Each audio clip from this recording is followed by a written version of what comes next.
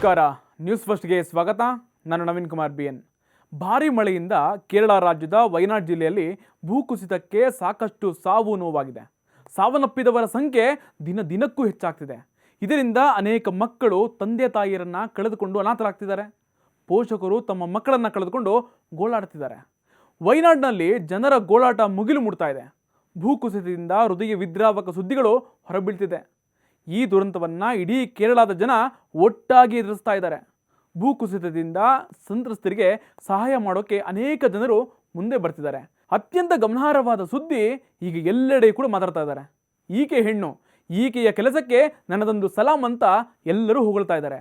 ದುರಂತದಲ್ಲಿ ತಾಯಿಯನ್ನ ಕಳೆದುಕೊಂಡ ದೇವರ ಮಕ್ಕಳಿಗೆ ಎದೆಹಾಲು ನೀಡೋಕೆ ಇಡುಕಿಯ ಮಹಿಳೆಯೊಬ್ಬರು ಹೆಜ್ಜೆ ಇಟ್ಟಿದ್ದಾರೆ. ಇಡುಕ್ಕಿ ನಗರದ ಉಪ್ಪುತಾರ ಗ್ರಾಮದ ಇಬ್ಬರು ಮಕ್ಕಳ ತಾಯಿ ಭಾವನಾ ಎನ್ನುವ ಮಹಿಳೆ ಇಂಥದ್ದೊಂದು ಸಮಾಜಮುಖಿ ಕಾರ್ಯಕ್ಕೆ ಮುಂದಾಗಿದ್ದಾರೆ. ವಯನಾಡ್ನಲ್ಲಿ ಸಂಭವಿಸಿದ ದುರಂತದ ಸಂತ್ರಸ್ತರಿಗೆ ಸಹಾಯ ಮಾಡುವಂತೆ ಸೋಷಿಯಲ್ ಮೀಡಿಯಾದಲ್ಲಿ ಪೋಸ್ಟ್ ಒಂದು ಶೇರ್ ಆಗ್ತಿತ್ತು. ಆ ಪೋಸ್ಟ್ ಕೆಳಗೆ ಕಾಮೆಂಟ್ ಮಾಡಿರೋ ಭಾವನಾ ಗಂಡ ಸಚಿನ್, ಪುಟ್ಟ ಮಕ್ಕಳಿಗೆ ಎದೆಹಾಲು ಬೇಕಿದ್ರೆ ಹೇಳಿ, ನನ್ನ ಪತ್ನಿ ಸಿದ್ಧವಿದ್ದಾಳೆ ಅಂತ ಕಾಮೆಂಟ್ ಮಾಡಿದ್ರು. ಈ ಕಾಮೆಂಟ್ ಮಾಡಿದ ಕೆಲವೇ ಹೊತ್ತಲ್ಲೇ ಹೆಚ್ಚಾಗಿ ಶೇರ್ಗಳಾಗಿವೆ. ಫೋನ್ಗಳ ಮೇಲೆ ಫೋನ್ಗಳು ಯಾವಾಗ ಬರೋಕ್ಕೆ ಶುರುವಾದವೋ, ದುರಂತದಲ್ಲಿ ನಮ್ಮ ಅವಶ್ಯಕತೆ ಇದೆ ಅಂತ ತಮ್ಮ ಪಿಕಪ್ ವಾಹನದಲ್ಲಿ ದುರಂತದ ಸ್ಥಳಕ್ಕೆ ತಮ್ಮಿಬ್ಬರ ಮಕ್ಕಳ ಜೊತೆ ಬಂದಿದ್ದಾರೆ. ದುರಂತದ ಸ್ಥಳದಲ್ಲಿ ಹಲವು ದೇವರ ಶಿಶುಗಳಿಗೆ ಎದೆಹಾಲು ಕೊಡ್ತಾನೂ ಇದ್ದಾರೆ.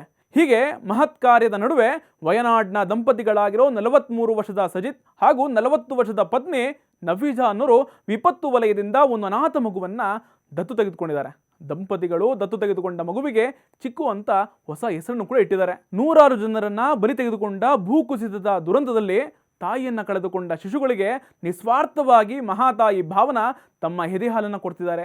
ಈ ಮಹಿಳೆಯ ಮಹಾನ್ ಕಾರ್ಯಕ್ಕೆ ಕೇರಳ, ಅಕ್ಕಪಕ್ಕದ ರಾಜ್ಯದ ಜನರು ವ್ಯಾಪಕವಾಗಿ ಮೆಚ್ಚುಗೆ ವ್ಯಕ್ತಪಡಿಸ್ತಾ ಇದ್ದಾರೆ. ಈ ನಿಸ್ವಾರ್ಥ ಸೇವೆ ಬಗ್ಗೆ ಮಾಧ್ಯಮಗಳೊಂದಿಗೆ ಮಾತನಾಡಿದ ಭಾವನಾ, ಇಬ್ಬರು ಮಕ್ಕಳ ತಾಯಿಯಾದ ನನಗೆ ತಾಯಿ ಇಲ್ಲದ ಮಕ್ಕಳ ನೋವು, ಅವರನ್ನು ನೋಡಿಕೊಳ್ಳೋದು ಎಷ್ಟು ಕಷ್ಟ ಅಂತ ಗೊತ್ತಿದೆ.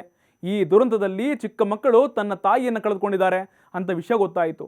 ಈ ಬಗ್ಗೆ ನನ್ನ ಗಂಡನ ಜೊತೆ ಮಾತನಾಡಿದೆ. ನನ್ನ ಪತಿಯ ಬೆಂಬಲದೊಂದಿಗೆ ನಾನು ಈ ನಿರ್ಧಾರವನ್ನು ತೆಗೆದುಕೊಂಡೆ ಅಂತ ಭಾವನೆ ಹೇಳಿದ್ದಾರೆ. ದುರಂತದ ನಡುವೆ ನಿಸ್ವಾರ್ಥ ಸೇವೆ ಕೊಡ್ತಿರೋ ಇಬ್ಬರು ಮಕ್ಕಳ ತಾಯಿ ಭಾವನಾ ಹಾಗೂ ಆಕೆಯ ಪತಿಯ ಮಾನವೀಯತೆಯ ಸಂದೇಶ ನಿಜಕ್ಕೂ ಗ್ರೇಟ್.